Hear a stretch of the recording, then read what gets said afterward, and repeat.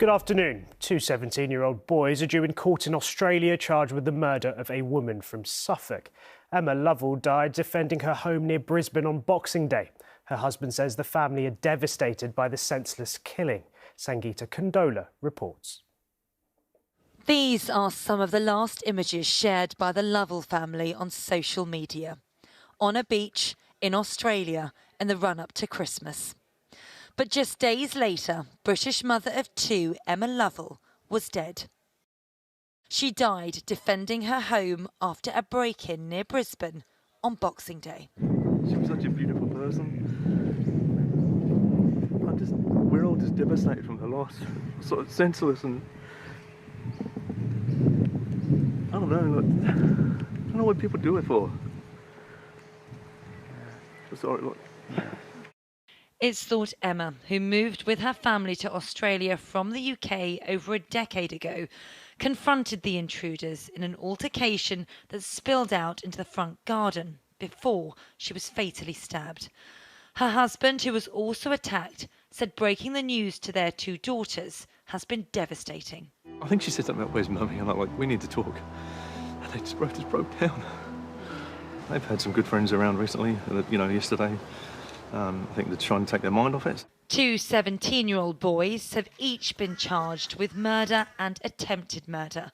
Both were known to police. A GoFundMe page has been set up in Emma's memory for her family, who now face the unimaginable loss of a wife and mother, who they described as beautiful and the glue to their family. Sangeeta Kandola, ITV News. Pope Francis has asked for prayers for his predecessor, Pope Benedict, saying he is very sick. Pope Francis made the announcement at the end of his general audience this morning. He added he was asking the Lord to console and sustain him in this witness of love for the Church until the end. Pope Benedict, who is now 95, stepped down in 2013, the first in 600 years to resign. Two men have been arrested after a man was stabbed to death in a club on Boxing Day. Cody Fisher was in the Crane nightclub when he was attacked. Danny Sinha is there. Danny, what's the latest?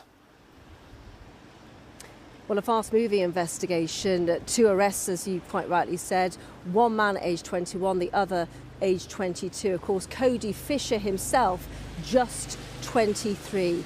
He was stabbed on the dance floor at the nightclub behind me. One of the busiest nights of the year. Remember, it was Boxing Day evening. It would have been heaving with people. Now, Cody Fisher himself, we know he was a sports coach and he was a player at Bromsgrove Sporting. Now, his family say they are heartbroken by his death. They said they've lost their best friend and they've asked for privacy at this heartbreaking time. We've also heard from the football club that Cody played for, Bromsgrove Sporting. They say they are deeply saddened to learn of the passing of Cody. He was a friend to many at the club and we send our deepest condolences to his family and loved ones. Well, police, as we've said, have made two arrests. They are still, though, appealing for witnesses. Now, the nightclub themselves, they are dealing and working with police. They say they did carry out those proper searches on revellers when they entered the premises, despite criticism from some saying that those searches and checks could have been a little bit more rigorous.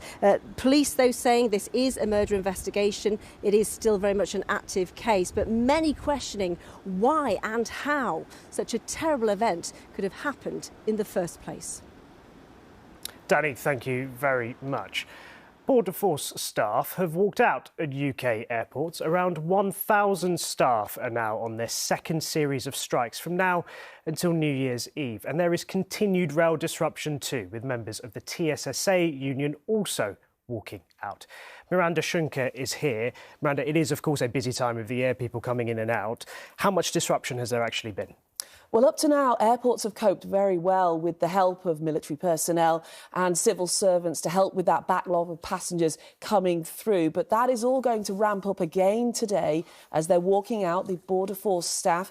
They're having to step in again at all major UK airports. And as passenger numbers rise over the next few days, it's going to get inevitably more difficult. Now, it's also a triple whammy of industrial action because we've got problems again on the railways with members of the TESA union at Great Western and West Midlands trains walking out for 24 hours. That's from midday today. And also driving test examiners. They've also walked out across Eastern England and the Midlands, and that's going to be for 5 days. Now, the unions say on all of this, while it is regrettable, this has been long coming down the tracks. We've been underpaid and undervalued for many, many years. We went to the government and asked for a 10% pay rise, bearing in mind other sectors have asked for a lot more than that. Ministers have actually given themselves an 11% pay rise this year. We weren't even allowed to negotiate. We were told you've got a 2% across the board, which for most of our members works out about 1.3%. Well, the Prime Minister's spokesperson says that he is disappointed at this widespread level of disruption, but there's little sign of anyone giving way at the moment. Right now, it looks like industrial action will dominate the start of the new year, and I think 2023 could certainly be a bumpy ride. Miranda, thank you very much. The actor and comedian John Bird has died at the age of 86. Bird was part of the boom in satire in the 1960s and was best known for his performances alongside John Fortune and Rory Bremner in the TV series Bremner, Bird and Fortune. Bremner has today called him one of the greatest satirists. And that's it from us this lunchtime. You can get the latest headlines all day on ITVX. Just go to itvx.com and scroll down to the news section. Mary will be here with the evening news at 6:45. The news here follows after the national weather. From everyone here, bye-bye.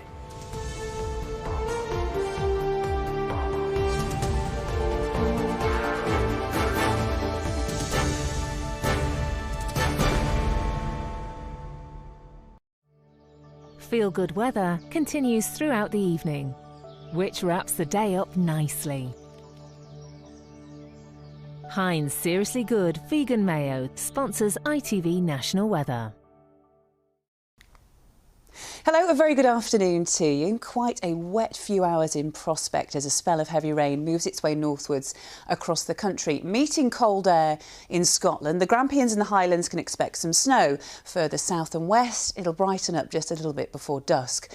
But there'll be windy conditions for western and eastern coast today. Mild in the south and fairly cold further north. Into this evening, heavy showers for western and northern parts for a time. A little drier further south and east. Most of us will avoid a frost tonight. 5 or 6 Celsius, always a little colder across parts of Scotland, where we'll see further wintry showers into tomorrow morning. Tomorrow, more sunshine in prospect, certainly for the south and east. A largely dry day, but we can expect further wintry showers for Scotland quite widely through the day tomorrow, with further snowfall. Northern Ireland, northwest England and Wales will also have a few wintry showers up on higher ground. Bye-bye for now. Heinz Seriously Good Vegan Mayo sponsors ITV National Weather.